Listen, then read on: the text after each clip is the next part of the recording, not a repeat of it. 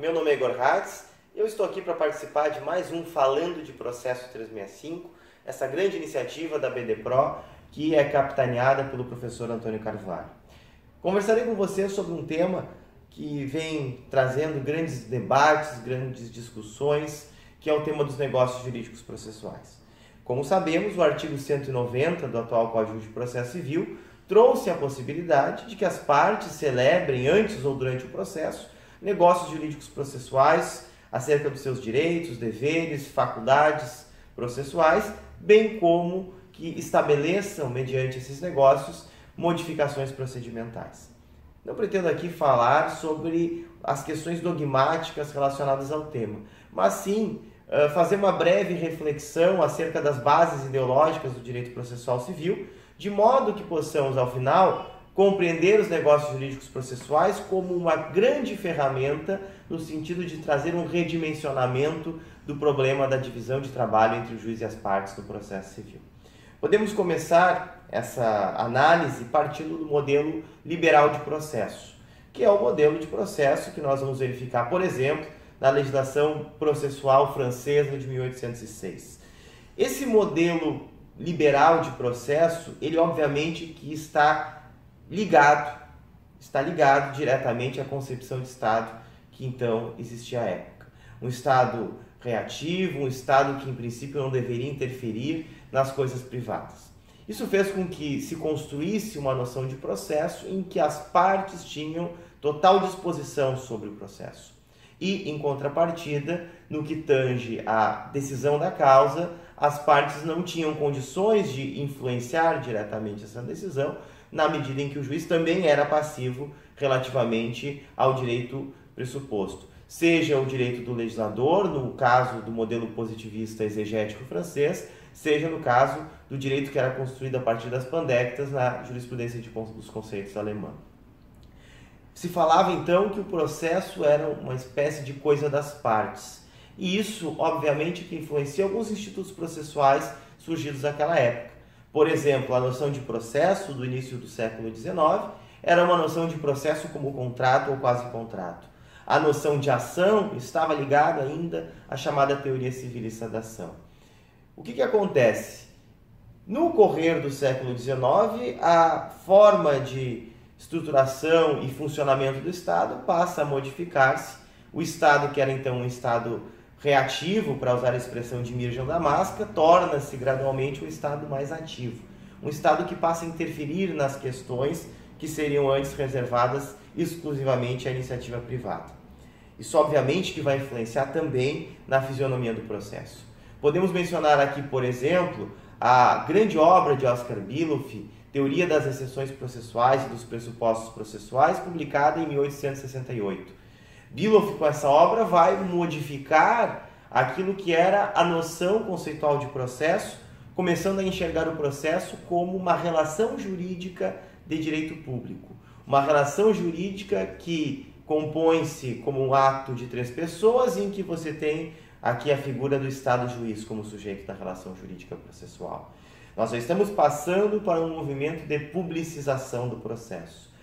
A obra de Biloff é importante e cabe aqui fazer um parêntese, que embora Biloff naquele momento estivesse trazendo aportes para uma nova forma de conceituar o processo, com isso ele também buscava reivindicar maiores poderes de ofício ao juiz, principalmente no tocante à categoria que então começa a ser denominada de pressupostos processuais. Isso está ligado também a uma obra posterior de Biloff, chamada Lei Magistratura, escrita em 1885, na qual Biloff se apresenta como precursor do chamado movimento do direito livre, que em certa medida acabará servindo para reforçar sobremaneira os poderes do juiz no processo e também no que tange às relações entre o juiz e a própria lei. Ao lado da obra de Biloff, que vai enfatizar então esse caráter público do processo, nós temos também algumas outras obras, alguns autores que são importantes nesse contexto, como, por exemplo, Anton Menger, que com a sua obra O Direito Civil e os Pobres vai reivindicar também uma noção de um processo em que o juiz é mais ativo e que o juiz está imbuído em buscar uma espécie de quase de justiça social, colocando as partes em uma relação de igualdade que não existiria no plano material. Ao lado de Menger, podemos mencionar também Franz Klein, que é responsável pelo Código de Processo Civil Austríaco de 1895. Klein, juntamente com Menger, irão reforçar essa noção de um socialismo processual, de uma socialização do processo, que também vai servir de reforço aos poderes do juiz. Isso tudo vai se encontrar presente depois em Chiovenda, que em uma palestra proferida perante o Círculo Jurídico de Nápoles, em 1906, falará então em um processo público, um processo oral, fazendo várias menções justamente a Klein e também a Anton Menger. Todo esse ingrediente é o que vai forjar uma noção publicista e social de processo, que por sua vez irá reforçar os poderes do juiz e fará com que o processo, que antes era visto como coisa das partes, passe a ser encarado como coisa do Estado-juiz. Isso tudo aporta o direito brasileiro já no Código de 1939. Se analisarmos a exposição de motivos do Código de 39, veremos que o Código contava com 3 endereços teóricos, quais sejam o pensamento de Klein, o pensamento de Chiovenda e o pensamento de José Alberto dos Reis, que, analisando o Código de Processo Civil Português, em 1926, já reivindicava também a superação de um modelo de um juiz fantoche, de um juiz manequim, em prol de um juiz que buscasse a justiça diante do caso concreto. O restante dessa história nós conhecemos e isso já vai se apresentar à luz do processo civil brasileiro em 73, com a formação da Escola Instrumentalista do Processo, que vai enxergar o processo como um instrumento da jurisdição, como um instrumento para que o Estado busque atingir os seus escopos jurídicos, políticos e sociais, e com o agigantamento do papel do juiz no processo e, em contrapartida, um amesquinhamento do papel das partes. Passamos então do processo coisa das partes para o processo que é coisa do Estado-juiz e para esse protagonismo judicial que se formou desde o Código de 73. Passamos então para o Estado Democrático de Direito, que é o modelo de Estado trazido pela nossa Constituição de 88. E esse modelo de Estado, ele não se coaduna com uma noção de processo centrado no Estado-juiz. E também não se coaduna com um processo que seja exclusivamente coisa das partes. Agora, o que nós temos que destacar? Que, sob essa perspectiva, cobra-se um certo equilíbrio das relações entre o juiz e as partes no processo civil. Há um jurista francês chamado Louis Cadieux que coloca uma síntese bastante interessante, que o processo, nesse contexto, deve ser coisa das partes e coisa do juiz. Podemos aqui, claro, pensar tudo isso já numa perspectiva mais garantista de processo e trazer à tona a célebre metáfora de Monteleone, que é reproduzida por outros autores garantistas, como Franco Cipriani, de que o processo e a jurisdição devem ser pensados como algo à disposição das partes, como um serviço à disposição das partes, e não à disposição do Estado. Daí a ideia de Monteleone que pensar a jurisdição e o processo em favor do Estado, em prol do Estado, seria o mesmo que pensar um hospital construído para os médicos e não para os pacientes. Então, partindo desses pressupostos em que processo é visto como garantia, processo serve, como bem coloca o professor Eduardo José da Fonseca Costa, serve como garantia que contém excessos e arbítrios e desvios no exercício da jurisdição.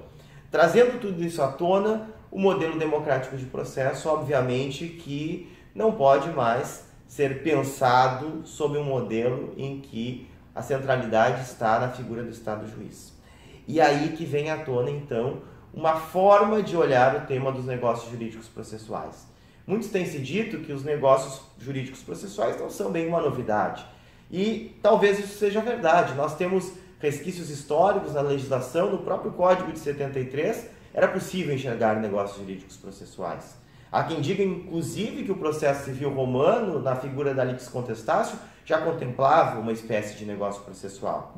Porém, o que nós temos que destacar é o seguinte: por muito tempo, a doutrina processual cuidou de tratar da questão da divisão de trabalho entre o juiz e as partes a partir da noção do princípio dispositivo. dividindo o princípio dispositivo de um lado em princípio da demanda, ou princípio dispositivo em sentido material, como faz Mauro Capelletti, e estabelecendo então que as partes teriam disposição tão somente daquilo que cuida do objeto litigioso, da possibilidade de pedir ou não tutela jurisdicional e fixar os limites do objeto litigioso. Em linhas gerais, teriam as partes de disposição somente aquilo que diz respeito à relação jurídica de direito material. Em contrapartida, a noção de princípio dispositivo em sentido processual passou a ser lida sob o contexto de que a técnica processual, e o processo seria visto meramente como técnica, seria algo à disposição do Estado juiz. Temos resquícios dessas noções em algumas leituras, por exemplo, que têm sido feitas de alguns dispositivos do Código, como é o caso do polêmico artigo 139, inciso 4º, do qual não mencionaremos agora. O que nós queremos destacar é que os negócios jurídicos processuais colocam uma interrogação sobre essa ideia. Talvez podemos dizer mais, que eles colocam em xeque essa forma de trazer a divisão de trabalho entre o juiz e as partes no processo. Por quê? Porque os negócios jurídicos processuais permitem que as partes também tenham disposição sobre o âmbito daquilo que se convencionou chamar de técnica processual. Que as partes possam dispor sobre também o procedimento. E aqui um ponto importante. Dizer que as partes podem dispor sobre o procedimento, sobre deveres, ônus processuais e até sobre a construção do procedimento, não significa que elas possam dispor lato sensu sobre o processo a partir de toda a sua estrutura garantista. O que nós queremos dizer aqui? Que não estamos defendendo o retorno ao modelo liberal de processo a partir dos negócios jurídicos processuais, mas sim um modelo de processo centrado nas partes, mas que cobre o respeito aos direitos fundamentais processuais inerentes à noção de devido processo. Portanto, há limites para os negócios jurídicos processuais. Ao mesmo tempo em que eles redimensionam essa relação, essa questão do problema da divisão de trabalho entre o juiz e as partes, também as partes encontram limites no, por assim dizer, fundamento constitucional que nós temos, que traz toda a questão que envolve a construção do nosso modelo democrático e constitucional de processo. Portanto, temos que pensar os negócios jurídicos processuais a partir dessa mudança, a partir dessas evoluções que nós temos a respeito das bases ideológicas do processo civil. Até a próxima.